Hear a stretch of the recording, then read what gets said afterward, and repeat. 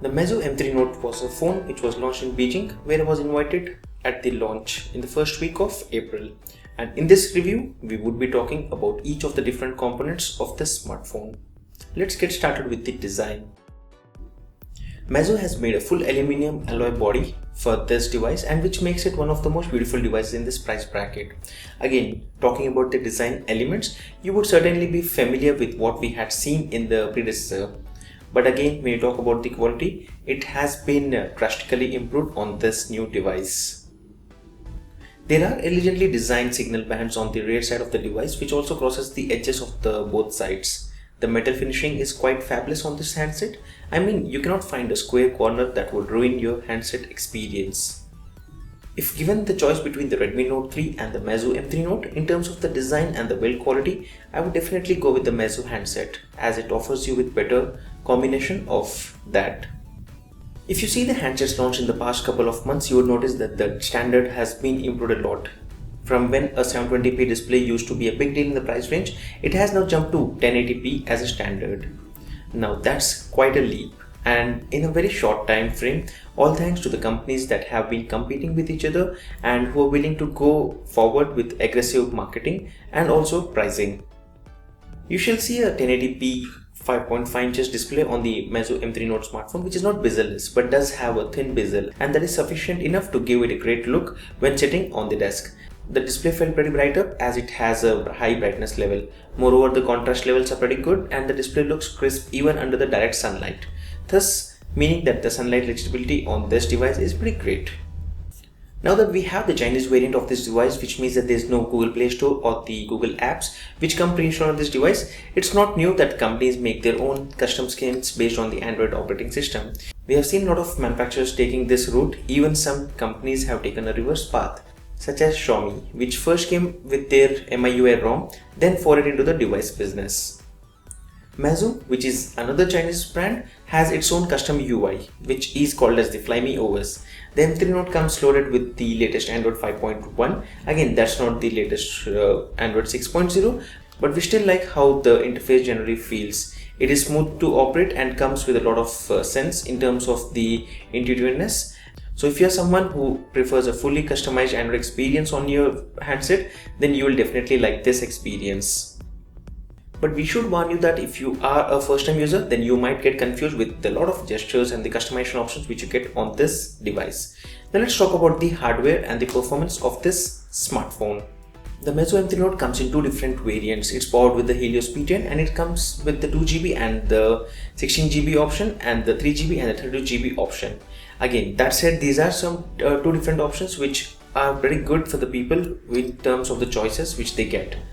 The Helios P10 is a good processor which ensures that you can do most of your tasks swiftly, like firing up a Google Maps application while riding, or if you would like to open the YouTube application while playing some videos, then you can do those tasks very quickly and accomplish this on your phone. The fingerprint scanner also works like a charm. The fingerprint sensor on the device is also integrated on the physical home button, and it's powered with the M-Touch 2.1, which is a technology which Meizu claims to be one of the fastest in terms of the fingerprint technology.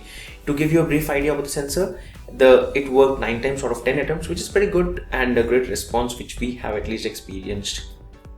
Talking about the camera, these days companies have become conscious about offering good camera packages in their handsets. And Meizu has also tried its best in terms of competing with brands like Xiaomi and Li Eco, which also offers the device like the Redmi Note 3 and the Li 1S. The rear camera module on this device has a 13 megapixel camera resolution, which is said to be one of the best 13 megapixel resolution, and they had showcased some of the captures at the launch event. But let us inform you that this isn't quite really true.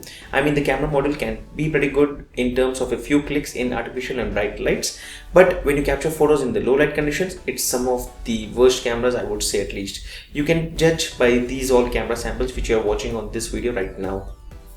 Coming to the video recording part, the rear module is capable of recording videos in 1080p, while the Redmi Note 3 and the Li 1S smartphone offered with the 4K recording. Now that's pretty interesting. If you're a person who captures a lot of videos, then this would be on the downside. Again, the front camera is of 5 megapixel resolution and it's pretty decent enough, and there's nothing fancy you would be seeing in this selfie degraded handsets, but taking casual selfie shouldn't be a big problem. Offering a large battery capacity is just one of the steps required to get a good battery life on a smartphone. The brand has excelled in one of those steps as well. Again, that also comes with the optimized software experience as well as the hardware. In terms of the power management, earlier we had praised the battery life of the Redmi Note 3, and the Meizu M3 Note is also at par with the numbers. You can easily get a day's charge with this handset even when you are having a high intensity usage. Well, let's talk about the verdict. What I have to say about the Meizu M3 Note is that it's a killer handset at the pricing it should be launching in India. I cannot talk about the pricing which it would be launching right now because this is prior to the India launch, but considering the camera outputs which have not impressed us much, and apart from that, in terms of the other features and the other areas which we had discussed about, the device is pretty good enough. And considering the pricing of China, it was launched at a price of 799 and 999 yuan, which roughly translates to around 8,000 and 10,000 rupees.